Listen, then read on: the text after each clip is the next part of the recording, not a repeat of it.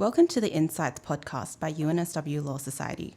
The production team would like to begin by acknowledging the Gadigal people, the traditional custodians of the land on which this podcast is made, and pay our respects to their elders past, present, and emerging.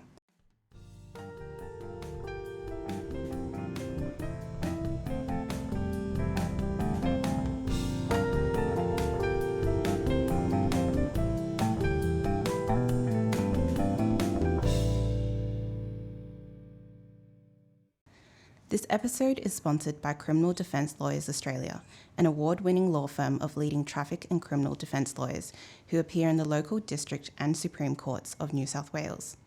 The firm specialises in all criminal law cases involving, amongst other things, drug possession and importation, assault charges and fraud, with an exceptional track record of not guilty verdicts. Today we are at the Sydney office of Criminal Defence Lawyers Australia and are joined by their principal lawyer, Singh. Jimmy has years of experience in the areas of criminal and traffic law and focuses on helping clients have their charges dropped at an early stage of their case. Notably and recently, he secured a not guilty verdict for a client accused of murder without needing to instruct counsel by uncovering critical evidence proving the client's innocence.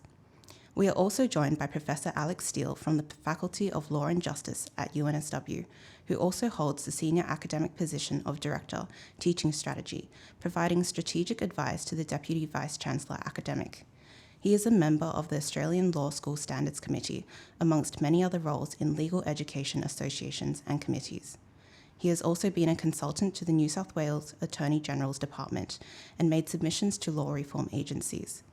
Besides teaching, Alex's research interests in criminal law include the offences of larceny and fraud, topics on which he has published widely. Thank you, Jimmy and Alex, for joining us today. The podcast team this year are really excited to be able to combine perspectives from legal practice and academia because it is illustrative of the many different law paths students might consider after graduation. So what better way to start than by asking, what does a typical day in your line of work look like? Jimmy, I'll start with you. Well, thanks for having me. A typical day in the life of a criminal defence lawyer. Well, I get up quite early in the mornings, and one of the first things I do is I stretch. I think that's very important.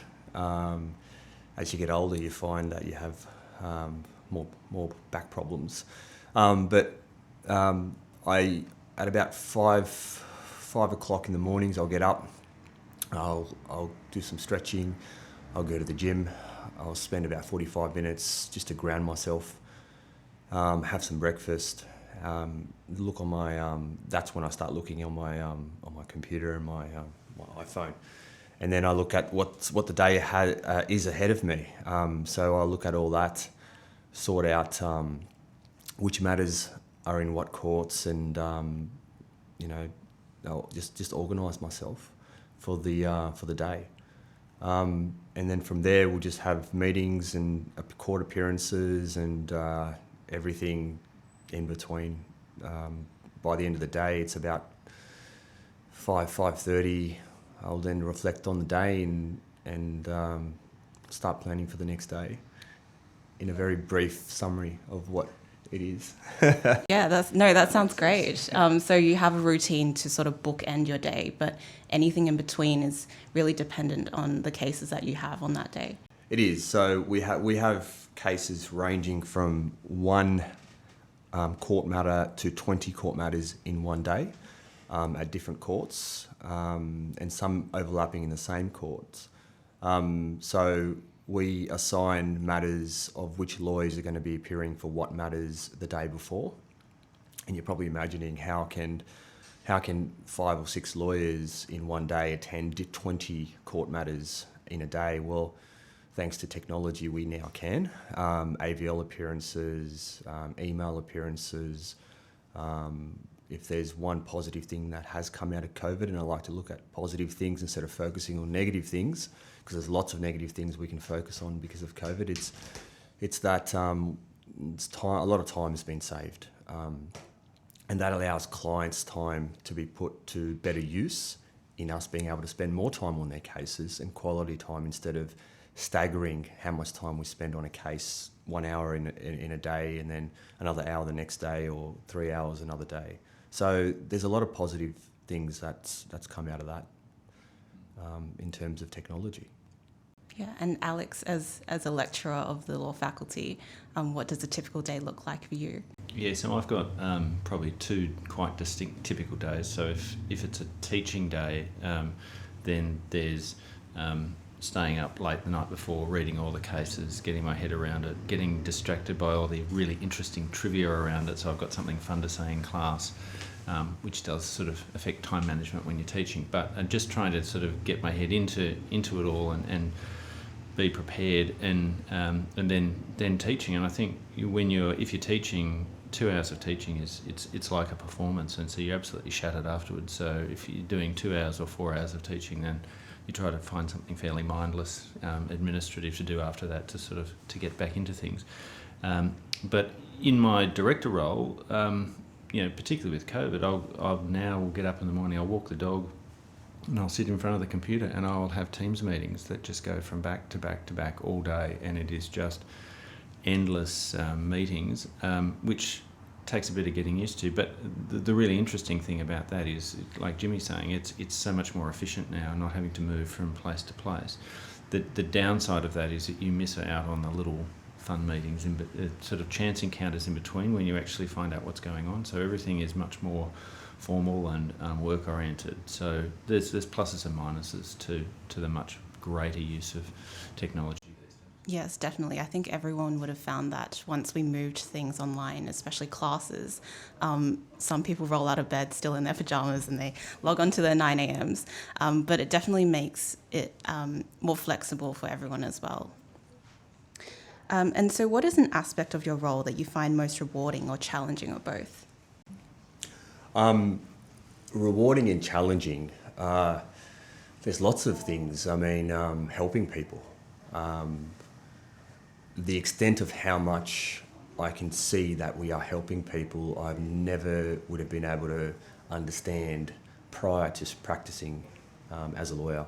So we see people come in here from all various forms of places, from life, from taxi drivers to CEOs, to even lawyers.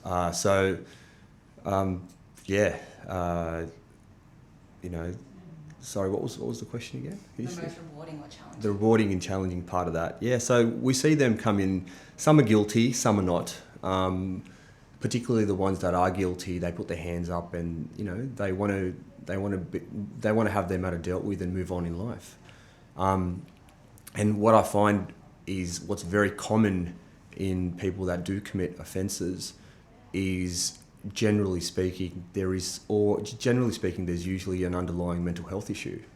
And that is something that is so prevalent that people who don't work in the practice of law or study law won't really understand. And those people who are suffering these kinds of mental health issues, now that's not a justification for why they did what they did. It's an explanation for why they did what they did.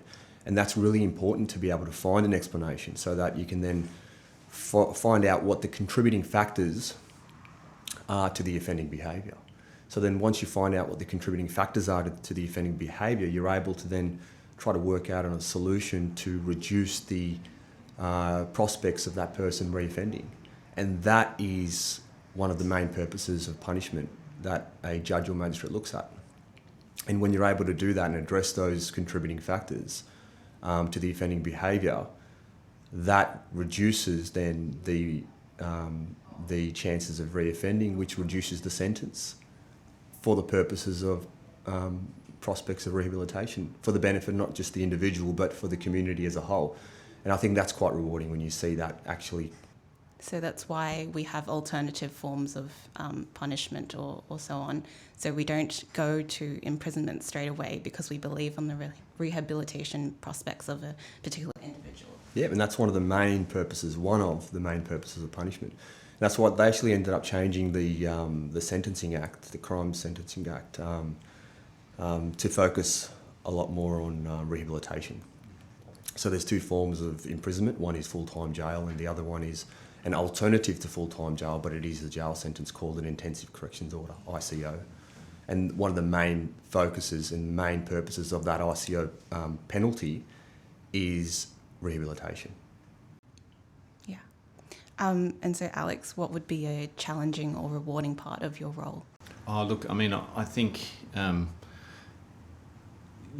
been teaching for years and years, and every time you go into a classroom, it's amazing. I mean, it's one of the few jobs where you get instant feedback. You say something and you can just see on people's faces whether they got it, whether they're bored, whether they're engaged. So it's an amazing feeling to be able to as Jimmy was saying, it's all about helping people. So it's about helping people to see more clearly the things that they were confused about at the beginning of the class. So incredibly rewarding being able to help people see that. And I think with teaching, it's not really about actually teaching them the law itself, but it's sort of opening up the possibilities for ways of thinking and seeing the world, and for understanding the way other people experience the world through the sort of the examples that are in the cases. So a huge amount of personal satisfaction, I think, comes through teaching.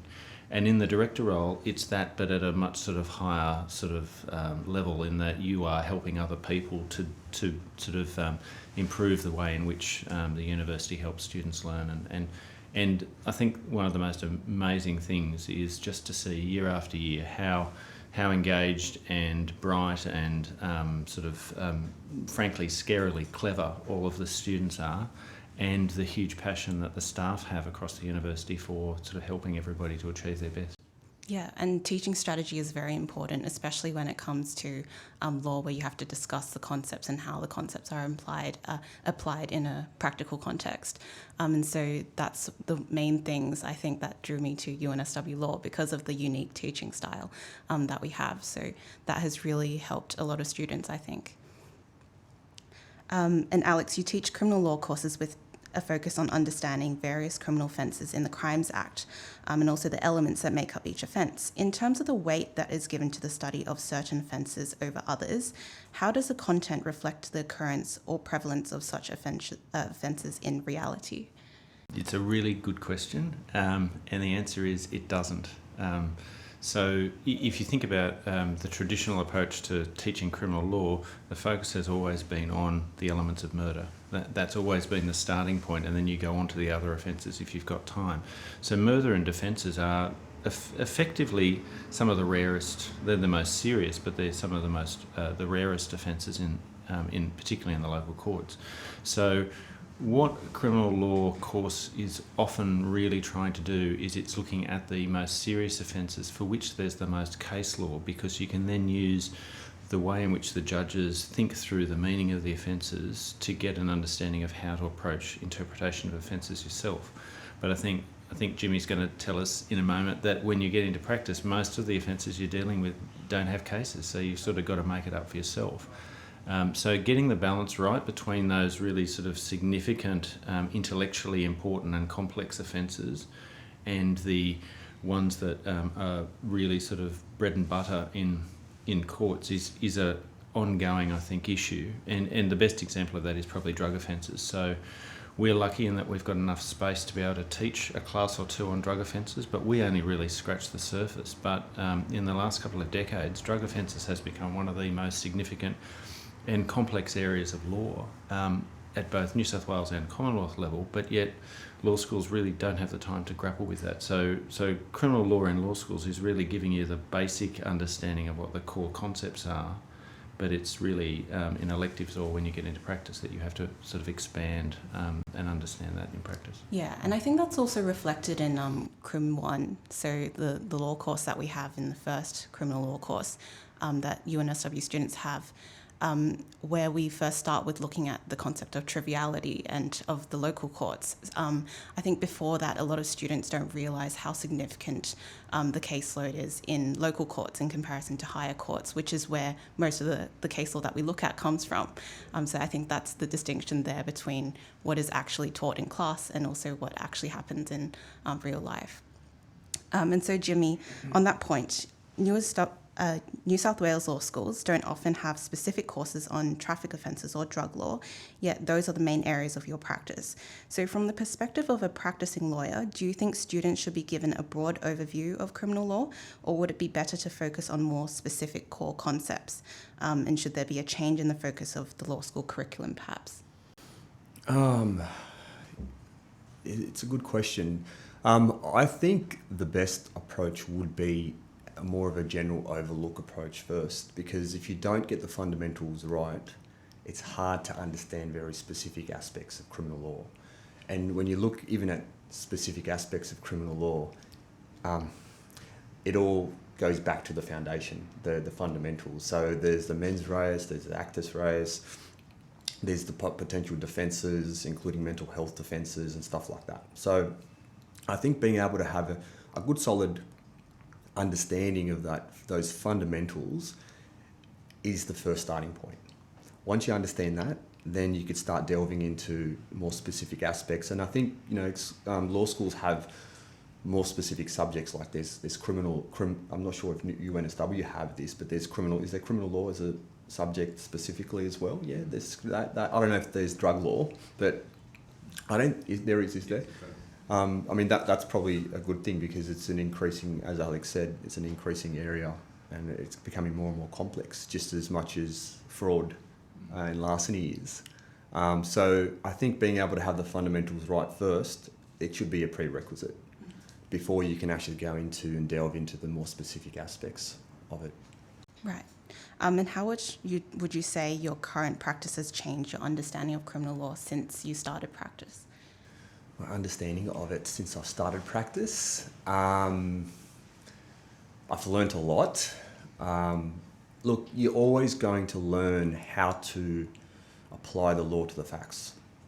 And you're going to refine that skill the more and more you go to court, the more you prepare matters. Because as criminal lawyers, we're actually in court pretty much every single day. And we're always applying law to facts of a case. So the most fundamental thing that I've learnt, and I think that if anyone can take away from this podcast, would be communication skills. And when I say communication skills, that doesn't mean being able to clearly, comprehensively explain things to a client or to a court. It goes beyond that. It goes to the point of communicating with your clients, keeping an adequate level of communication with them. Because if you don't keep an adequate level of communication with your clients, you got to understand these people are going through very tough periods in their life as it is.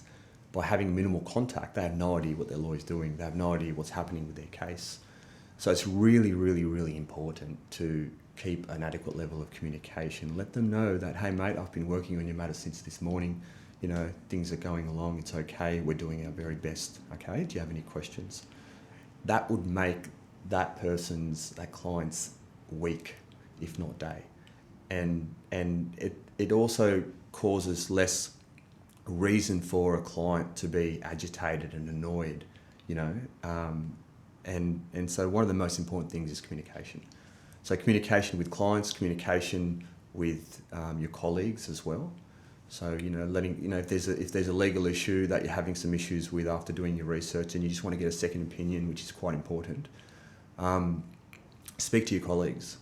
Have a team meeting about it, and then let the client know, look mate, I've just had a team meeting about your case. We're working on your case as a team.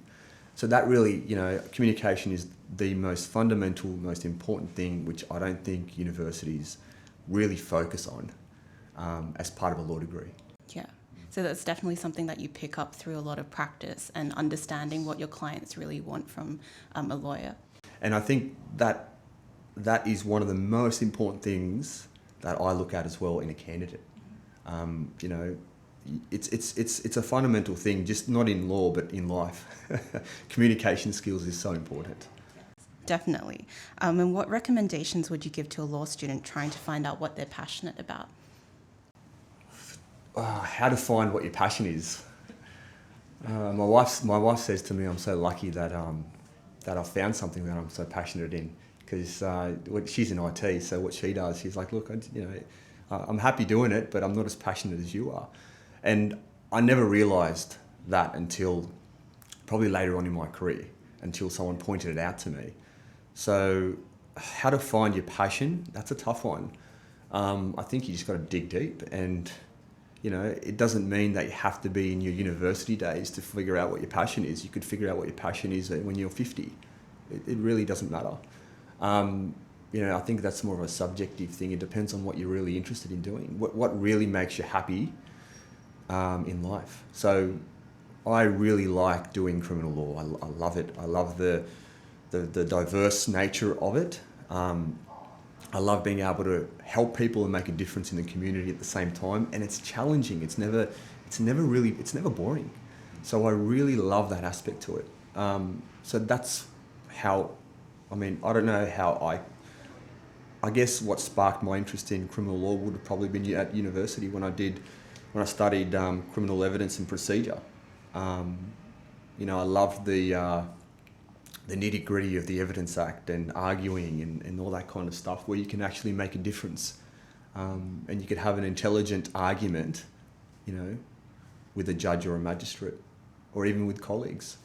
So that sparked my interest. So I think the best thing to do to figure out what you want to really do, to find your passion, is just to think about it, figure it out. Work at different places if you have to, and figure out what you like doing, and it'll eventually come to you. Yeah. And Alex, what would you have as advice to students on this front? Yeah, look, I look at my career and almost everything has been a mistake or an accident. I would never have imagined when I was in first year that I would end up where I am.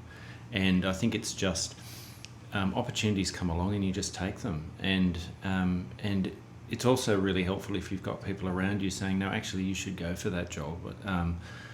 I tend to have to be told to apply for a new job because I tend to be just happy doing what I'm doing, and then someone says, well, actually you should try that. So I think having a supportive network around you is incredibly important, and just being open to opportunities, and not being afraid to fail is probably the easiest way, because you'll very quickly find out whether you don't like something, and then being brave enough to say, actually, it's not really what I want to do.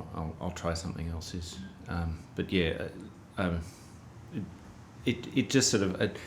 I had no idea that I was going to be fascinated by criminal law when I started uni, and I left uni. I worked in a big corporate law firm and did media law, and somehow managed to get from that to criminal law. So it's just what happens.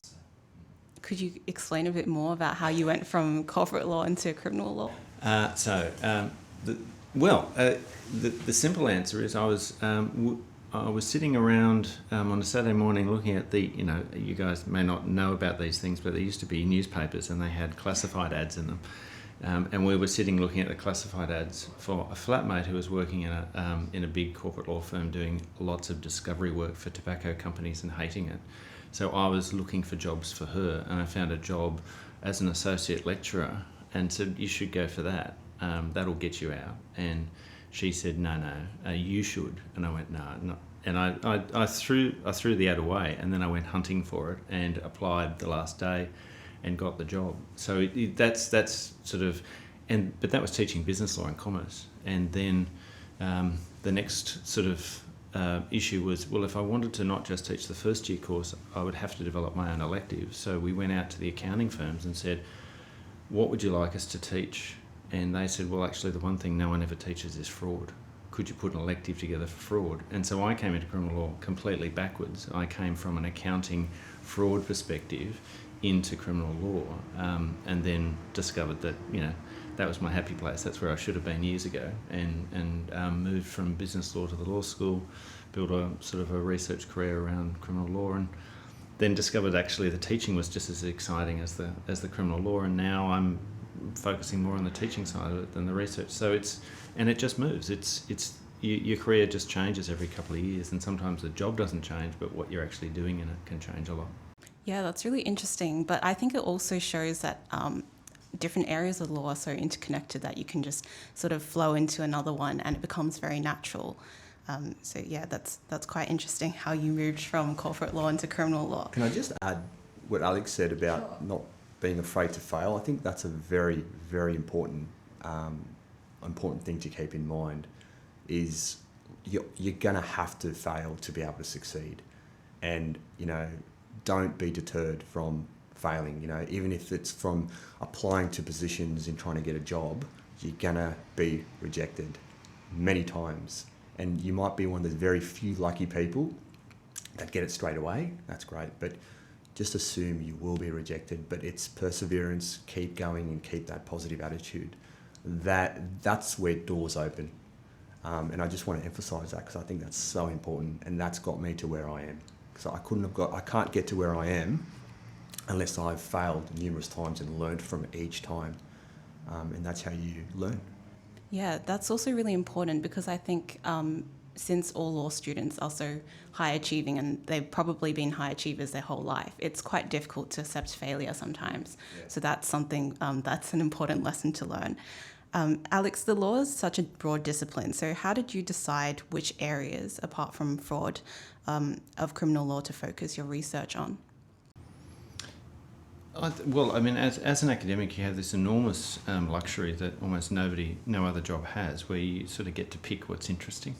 And one of the things that really fascinates me, my other degree was history, so I love history as well. And, you know, law is basically historical research, because everything is precedent-based. So property offences have some of the longest histories of cases all the way back to the Middle Ages, and there are these amazingly bizarre fact scenarios, and so it's a really fascinating area to get involved in, and it's also a fairly safe area, because you're talking about property offences, you're not talking about extreme violence. So while it's very important, I think that we really sort of recognise that the harms that are caused in violence offences in particular, there are harms in property offences, but they're not as severe. But the other thing too that's really fascinating about property offences is it's not just criminal law. You have to understand property law, because unless you know what property is in the law, you can't work out whether or not somebody owns something or whether something's been taken. So it has this level of complexity that sometimes scares people at the beginning, but there's just always more to see and to work out. And then you can add corporate structures into it. So it's amazing how many areas of property offences still don't have a settled decision, even hundreds of years later. And also the law is seen as reactive rather than proactive most of the time, which can be a barrier to its effectiveness. So in your time as a policy officer and consultant to the Attorney General's Department, what types of considerations were most important to the Criminal Law Review Division? And so did these considerations lean towards making some offences harder to defend? Yeah, it's a really interesting question, because we've got law reform commissions, which undertake really thoughtful investigations of complex areas of law, take submissions and so forth. But then there are things that pop up that require a quick political solution. And so the advisors in the Attorney General's Department are the people who are given those sort of time frames of, you know, sometimes 6 months, sometimes only a couple of weeks, to come up with a new offence to deal with an issue. And there are conflicting pressures. Obviously, there's a prosecution sort of approach, which is, we know that these people are guilty, so you need to make the law as simple as possible so that we can convict them, because, you know, the society requires everybody be locked up. And then there's the other approach, which is to say, well, first impressions aren't always right. You might think that these people are committing offences, but in fact there may actually be underlying reasons for why they're doing it. And as Jimmy said, sort of mental illness is a key aspect here. So trying to make sure that the balance is right in the way in which you draft the legislation, so that it's sort of, in a sense, fair to both sides. And then that has to be washed through the political imperatives of the government of the day, and what they are trying to provide for their voters. So it was an absolutely fascinating period, because things sometimes you have to make decisions within hours. Sometimes you have a lot of time to think about it. But as a policy advisor, you're suggesting something. At the end of the day, the decision's a political decision. So yeah. So it really does depend on the government and the Attorney General, and often the Police Minister as well, as to how legislation's put together, when it's announced, and what promises are made.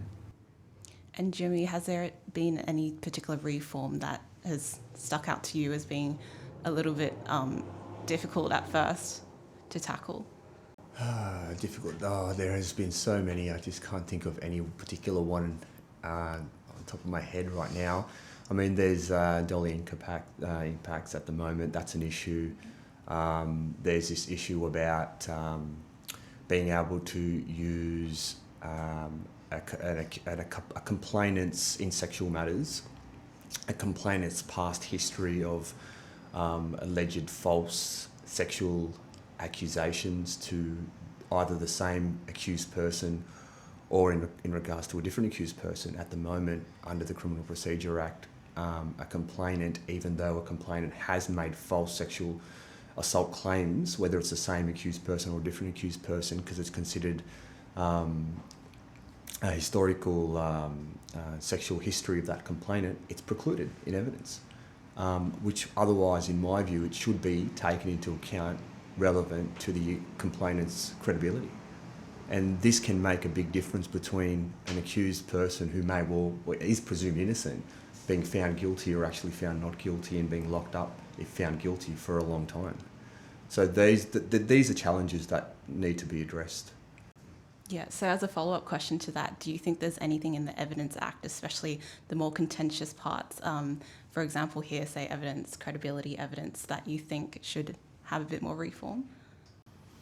Oh, hearsay, that's 65, Evidence Act, credibility issues as well. I mean, the credibility issue is the one I've just explained. I think in terms of being able to adduce evidence, it has to be relevant. So if it's going to be relevant for purposes of you adducing it to attack a witness's credibility, then you should be able to use it. But there's a particular, I forget the name of the section in the Criminal Procedure Act that precludes sexual history of a complainant, so you're not allowed to use it, even though it's highly relevant to the credibility of what the complainant's saying against the person that's presumed innocent. I hope that answers the question. Yeah, okay, sure. Let's talk about a specific crime now. So perhaps one might think of larceny when the topic of criminal law is mentioned. In New South Wales, a person convicted of larceny is liable to 5 years imprisonment under Section 117 of the Crimes Act. And interestingly, New South Wales is the only Australian jurisdiction that relies on common law precedent to define the elements of larceny. So Alex, you've written extensively about the elements of larceny, specifically dishonesty and possession. How difficult is it to create a bright line test for the mens rea aspects of this offence? Yeah, there's a nice segue between that question back to the Attorney General's drafting legislation. So there has been hundreds of years of attempts by law reform commissions to define the elements of stealing. The advantage, if you like, of the New South Wales larceny offence is that there is no bright line definition. There's a lot of cases, and so it allows you in a case to be able to fashion where that boundary is depending on the circumstances. But the drawback to that, of course, is that there's no one simple place to go to know what the law is, which makes it inaccessible for many people. It makes it difficult to run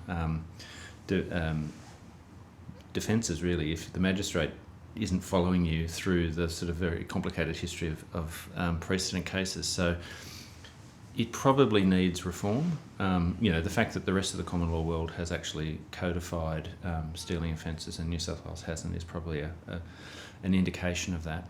But one of the real difficulties in this area isn't actually defining the edges of the offence itself. It's the fact that property is so complicated.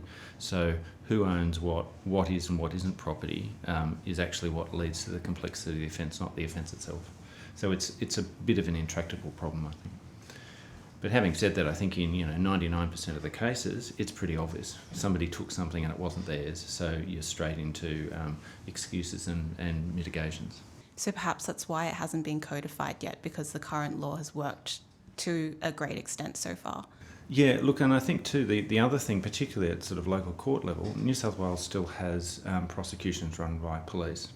So because we have a police-based prosecution approach, it's the understanding that the police service have of what the law means rather than what the law actually says. So if there's a police training approach to larceny which makes sense to the police, then they're not in a big hurry to want to change the law. Definitely. Jimmy, when larceny is argued in practice, is there a certain element that the prosecution focuses their efforts on, or does it greatly vary among the cases that you've seen? They have to always prove the essential elements of the offence. So larceny, both actus reus and mens reus, you're looking at, it must be, the prosecution has to prove beyond reasonable doubt that the accused had taken and carried away a property belonging to someone else without consent. Then they need to prove the mens reus elements of it, which is that person, the accused, took it away with the intention of permanently depriving the owner thereof, with dishonesty, and without a claim of right. So a claim of right is a potential defence to larceny. So, if an accused person or the evidence is adduced to the effect that the accused believed he or she had a legal right to the property, even if they're wrong, or even if it's not well-founded, as long as they don't believe it's a moral right that they had, that's a defence to a larceny. So it depends on what evidence comes out in court in a hearing. If the issue in dispute is really going to be claim of right, then the prosecution is required to, once that evidence is raised, negate it beyond reasonable doubt. Now, with other types of cases for larceny, issues may be that whether or not there was actually something like possession of property, and as Alex was saying, the law is quite complex with that because it relies on case law. Cases like High Court of Australia, refers to possession, which is knowingly having the physical custody or the physical control of it to the exclusion of others, not acting in concert. And then other issues about whether the prosecution is trying to allege that it's joint possession or it's exclusive possession. And that goes into much more complicated areas of law, circumstantial evidence. So, it really depends on what the evidence is at the end of the day. Is there any particular case that you remember, a matter that you have worked on that stood out to you as being quite interesting in the area of larceny? Oh, I mean, you become quite desensitised to what is, what stands out and what doesn't stand out. I've been doing this for over 13 years. So not particularly, no. I mean, there's been all sorts of things people take, from money to sex toys. So really, to be quite honest with you, it's just a broad range of things. Interesting. So Alex, in your journal articles, Taking Possession, the defining element of theft, and also the true identity of Australian identity theft offences, you note that the element of possession in larceny is a crucial distinction between the New South Wales formulation and other Australian jurisdictions.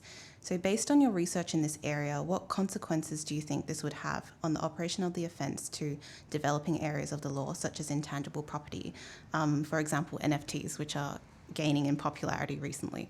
Yeah, it's a really good question. So because we've got the common law offence of larceny, which was developed effectively in the Middle Ages, there was no real notion of intangible property. So it is based around things that you can pick up and carry away. So you cannot use larceny for any form of digital wealth or sort of forms of intangible property, such as an action. All of those things can't be covered under the larceny offence. Other jurisdictions in Australia have defined property to include intangible property, which means that the theft offence covers all of that, but it raises other questions about how you actually fit notions of ownership and so forth into that offence. In New South Wales, because you don't have intangible property in the larceny offence, you have to go to the fraud offences. And that then means that you stretch the fraud offences to cover things that really aren't frauds, but that's the only way you can get to this notion of financial advantage. Once you get into the financial advantage area, anything, so you wouldn't even need, for example, to prove that an NFT was a form of property.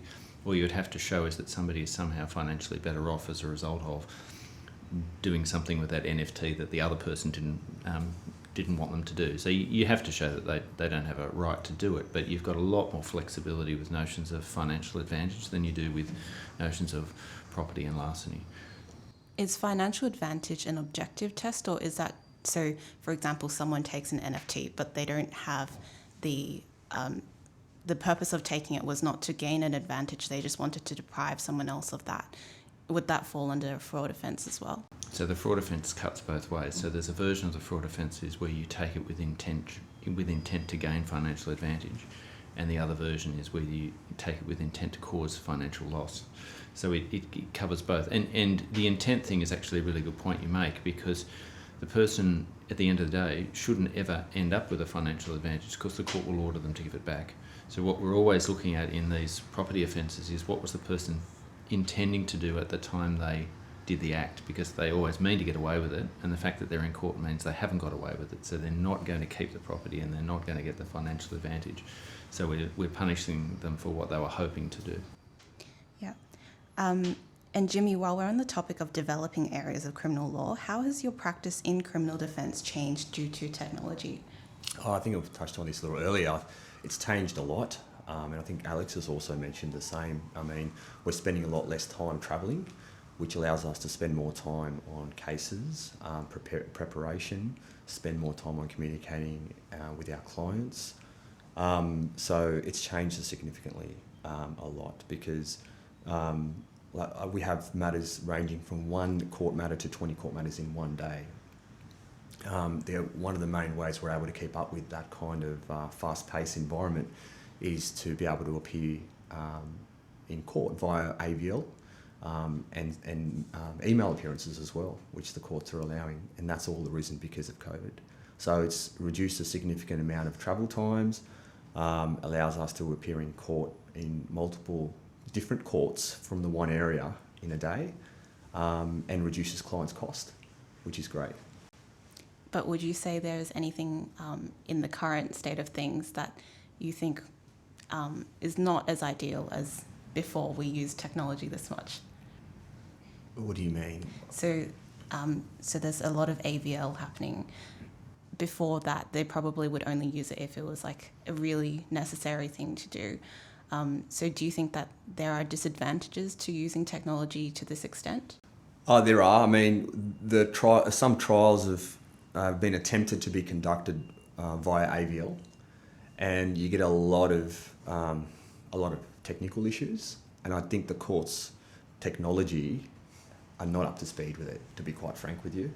You're doing hearings or trials, and the judge can't hear some of the things that the counsel's saying. And I'm just reading a CCA, a Court of Criminal Appeal matter that we have at the moment. I'm reading the transcript in it, and it was a sentence proceeding for a dangerous drive occasioning grievous bodily harm.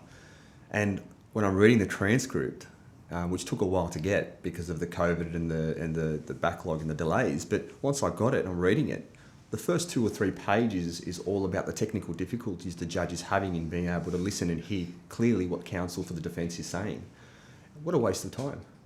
So, look, I think the technology needs to be sorted. It needs to be much more efficient, much more reliable. I don't think we're there yet. But other than that, the other positive signs are only the fact that we're able to do more quicker matters, like mentions and matters that are going to be adjourned where the court needs to be updated. Those things can keep carrying along in a more efficient way. Trials, cross-examination in court via AVL is almost impossible to do. You need to be very well organised from the start. You need all the documents that you want a witness to have a look at. How are you going to produce all those documents that you'd otherwise intend to surprise the prosecution in when you don't need to disclose it in the first place? Provide that in advance, and then ask the witness to have a look at it at certain occasions while you're cross-examining them through an AVL screen. So there's a lot of barriers that just don't work.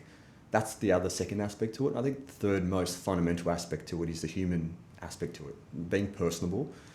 As advocates, we are trained, and you need to persuade the judge or persuade witnesses. The way we advocate, the cross-examination process, you need to be able to do that. And I think it's nowhere near as effective as doing that in person. You know, seeing the person face to face, looking at their reactions. That witness's reaction may change not only the way you deliver the next question, but it may change the next question entirely. And this is something that you can't really gain from an AVL screen. Especially with the technological lag or something. The lag, everything, it just doesn't work that well. Yeah. And what do you think criminal defence lawyers should do to adapt and prepare for these changes?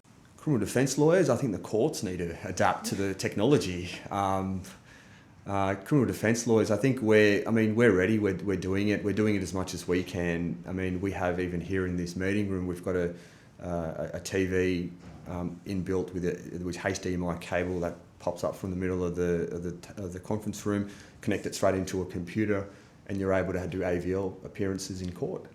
Literally, we have court appearances in our offices.